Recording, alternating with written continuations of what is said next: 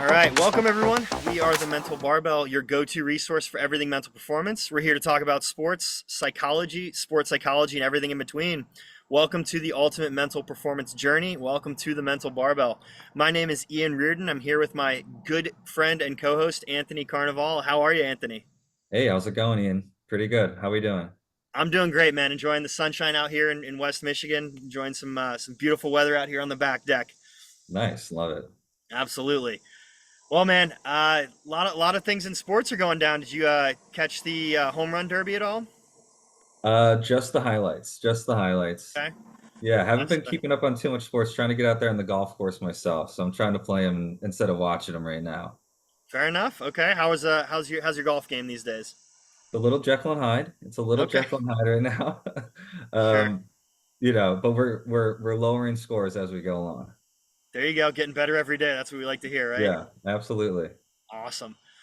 Well, it's great to talk to you. I think just to kick things off, I think we should talk about the Olympics, man. We got I think it's like 9 days away now. It's one of my favorite times of the year. I think look forward to it every 4 years. We've had some hiccups here in the past with COVID and changing the years on the quadrennials, but yeah, man, we're excited. We're coming up to Paris 2024. So, what are some sports that you like to watch at the Olympic Games? Yeah. So obviously I love the basketball and golf, but I think the short distance track events are electric. Yeah. I think they're one of the most fun to watch. My dark horse event that I like to watch that flies under the radar is table tennis. Oh yeah. Table tennis, it's the best. It's so good. The good rallies are so dynamic. Yeah. Wow. Well, yeah, and you got to appreciate the difference between those two athletes and those two different sports. The people that can sprint, the fastest in the world versus follow that white ping pong ball around a room. The hand-eye Amazing. coordination that those guys need. It's impeccable.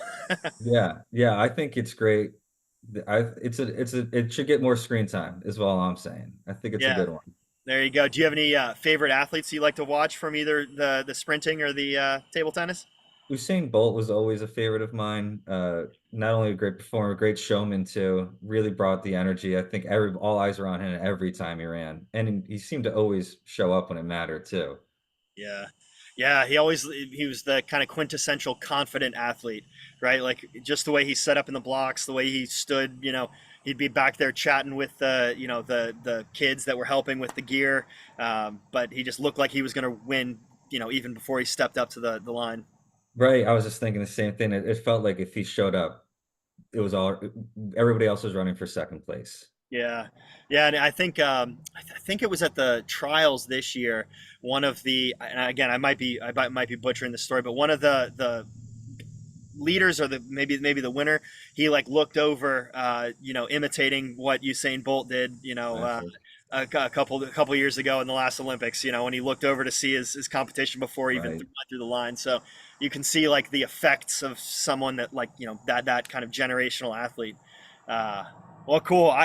Like I said, I'm getting excited even just thinking about the Olympics. Just the fact that these very unique sports are on all month long, and we get to see the pomp and circumstance of the opening game, the opening day, the opening ceremony, and closing ceremony, and all the medal award ceremonies as well. So, um, to kind of start today's podcast, I guess here we'll talk about how you approach that event as an athlete, right? It's not something that uh, really any athletes are practiced in, right? There's very few athletes that could say they're practiced at being an Olympian.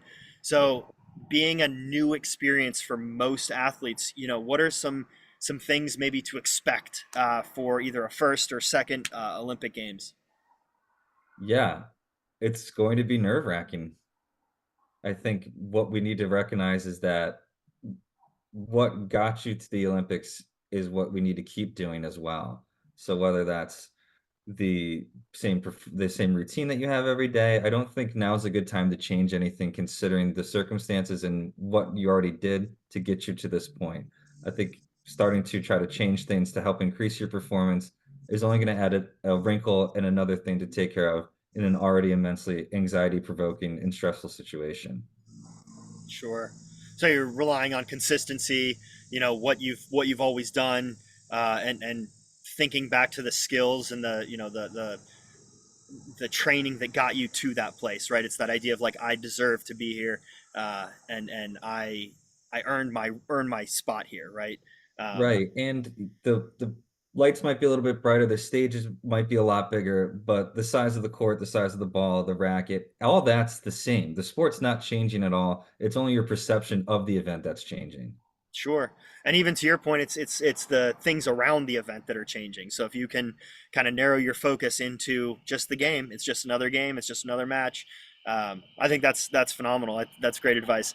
Something that always helped me in those stressful, heightened events or those competitions that really mattered was having a strong pregame routine. Having something that I did every single time, whether it be a pre-season, kind of a blow off meet for swimming, just like a relay meet or something fun. I still did my pregame routine.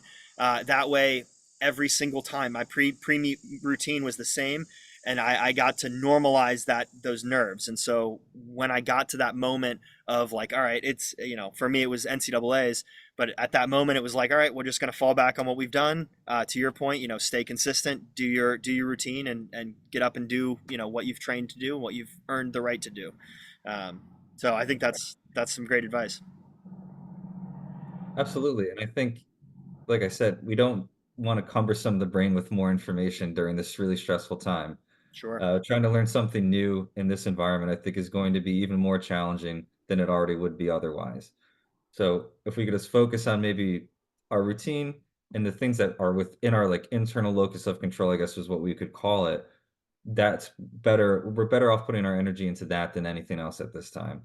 There's no Sure. point in trying to figure out how the fans are going to react, what the weather's going to be like. It's only going to add more anxiety and only take away from your performance and your mental capacity, really. Yeah, and that kind of reminds me of the Nidifer's attentional model, where focus model, where your focus can be broad external or narrow internal. And I think narrow internal is the place we want to be. In those pre-routine, pre-game routine, pre-competition routines. Focus on what's inside of you. You can't focus on what the new stadium looks like. Who you're competing against, but narrowing that attention to yourself, and controlling what you can control and those things. I think that's all. That will set you up for success in your competition.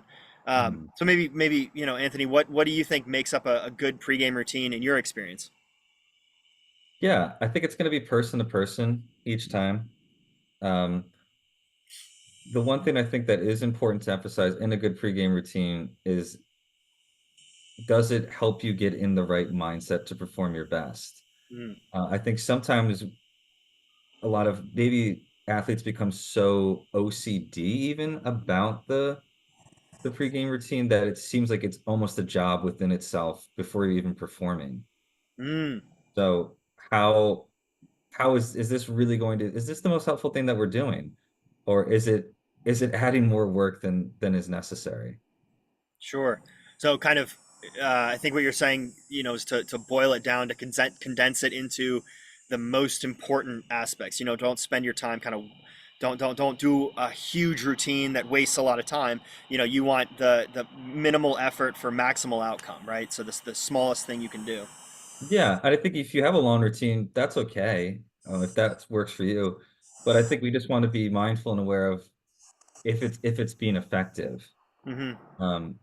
Is it putting us in the right mindset to perform best, or is it bringing up old memories and old experiences that are associated with negative thoughts and negative outcomes?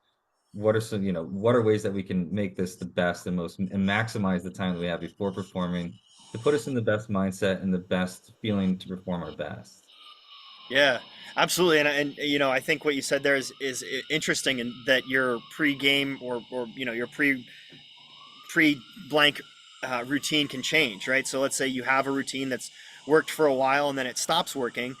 Take that moment to evaluate it and say, hey, this worked when I was, last season, but now it's now there's some baggage and I need to change it. So, and I think that's a very mature thing to realize as an athlete, and be able to change your routine without having what I call sacred cows, where those things that you're too that are too important for you to go without, right? So I've Mhm. seen athletes have things like they have to have their lucky goggles, and then oh no, here comes NCAA's. We traveled, they lost your bags, and now you have to use new goggles, right? That you don't want to have those things that are so pivotal to your plan that you can't perform well without. So in And I my think, experience, oh sure, yeah, maybe kind of linking back our last episodes, the last podcast too, when we talked about arousal regulation and kind of what's the number that's going to perform the best for us, with one being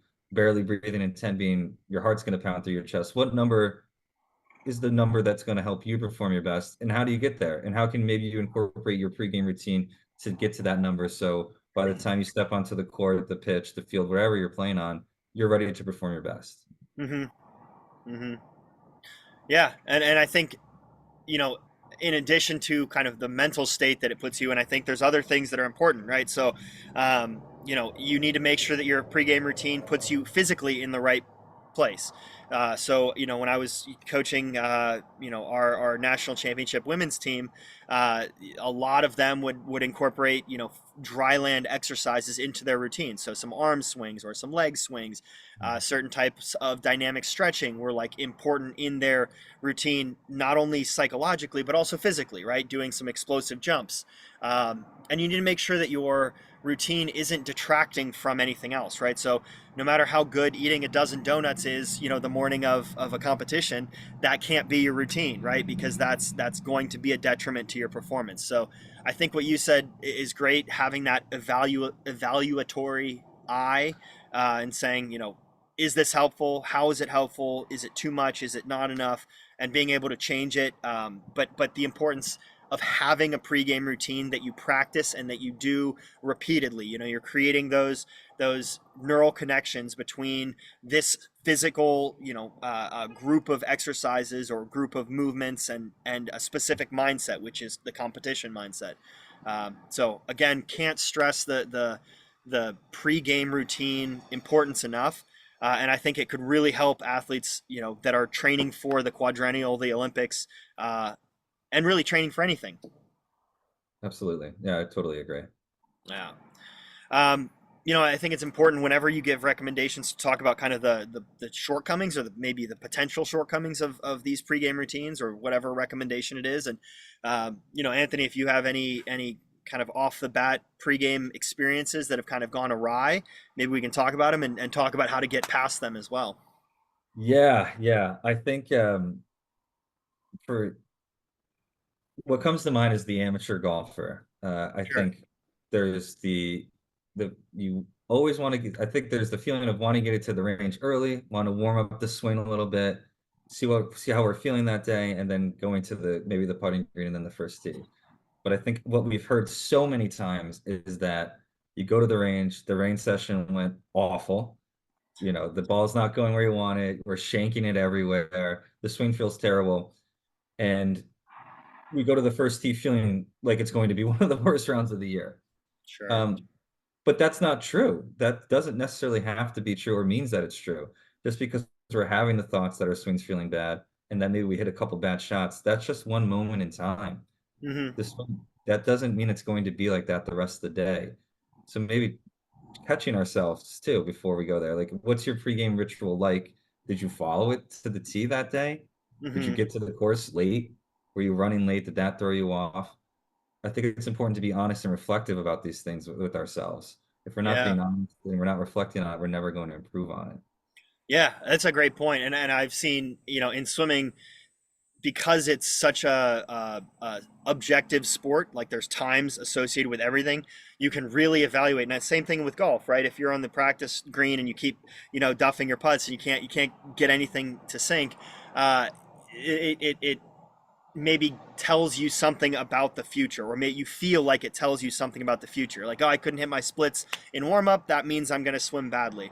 So I think that's a really good point to make. Is that your pregame routine, your warm up, whatever that is isolated. So like you do it. It's isolated. It's a package of behavior, of thinking. some Mhm. specific pattern of thought, but that doesn't necessarily it doesn't necessarily influence or impact your performance, right? It's just something you do. You've always done it. As soon as it's done, and now you're moving on to the competition. Right. It's what are we focusing on? Are we Sure. focusing on the routine or are we focused on the outcome of your routine? Because I think those are two completely different things. If Right. the routine's to put you in the correct mental state to perform your best, then the outcome of your putting or the driving range shouldn't necessarily really matter. Hmm. Yeah. And I think So, focusing on that's only going to take away from your performance. sure. So it's almost like just go through the motions of the pregame routine, but don't assign too much meaning to it. And I think that goes back to the idea of not having a sacred cow, right? Even if the Yes. routine goes awry, even if the warm up is a little bit off, it doesn't matter. You still got to tee off, on the first tee. You still got to dive in the water. You still got to, put your hand on the line just like everyone else. And Right. so, even if things go wrong with your pregame routine, like you said, it doesn't necessarily lead to something else going wrong. Yeah, and it might give you some cues and some feelings of how your body's feeling that day, and that's important to recognize as well. Hmm. But to allow your thoughts to go down that negative thought spiral and pattern to affect your performance is not what we're looking to do. Yeah, yeah. I think that's great advice. I think it's also something. Unfortunately, it's one of those skills that you have to have created well before 10 days out from the Olympics. So, while I think it's great advice, I think it's a little too late for people that are competing in these Olympics. But it's great advice for anyone building looking towards next season. But just to kind of wrap up here, I think one thing, if there are any Olympians that are going to go be competing here in the next couple of weeks, try to just appreciate the moment. I think one of the most important emotions, the research has been pretty much ironclad on this, but gratitude is just such an overwhelmingly powerful emotion. It's such a positive emotion, and if you can root, whatever you're doing in that idea of just being gracious for whatever is coming your way, that can really help you overcome a lot of mental hurdles or mental obstacles. So taking a moment to be mindful of the environment, of the position that you're in, all the work that's gotten you there, and then just feel that gratitude and kind of express that gratitude as well. I think that's one of the best ways to avoid negative emotions is rooting things in gratitude. Yeah, I think that's amazing advice. I think and it's probably something that often gets overlooked because I would assume that a lot of people are focused on performing their best or winning. You get there, you don't, I've assumed if you're an Olympic athlete, you got there because you're competitive and you want to win. Sure. And then now maybe you probably don't recognize taking time to express some gratitude and to ground yourself in the moment. It happens once every 4 years. It shouldn't be an unenjoyable experience. It's a Right. monumental accomplishment to get this far. And taking time to express the gratitude to do that, I think it's a great idea. Yeah.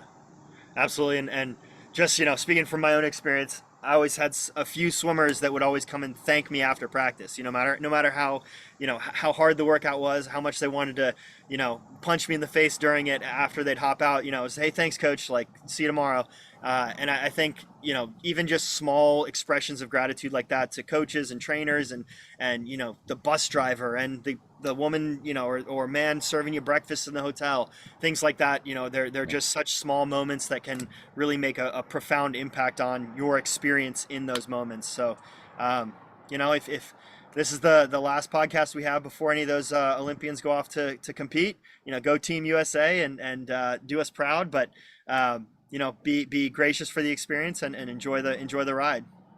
Absolutely. Yeah. Cool. Well, Anthony, I think that puts a bow on episode number 6 here for the Metal Barbell. But as always, your insight is very very much appreciated, and I always like talking. Awesome. Awesome. Yeah. Thanks for having me. Happy to talk about these things. I think it's something that we have a lot of passion about. And, if anybody has any thoughts on what would be helpful for us to talk about, we're open to ideas and suggestions as well. There's a lot of things in sports psychology that we can cover, but we want to cover what's going to be the most helpful for the listeners as well. Absolutely, great sentiment to end on, Anthony. It's been a pleasure. I will Always. talk to you later. Sounds good. I'll see you later.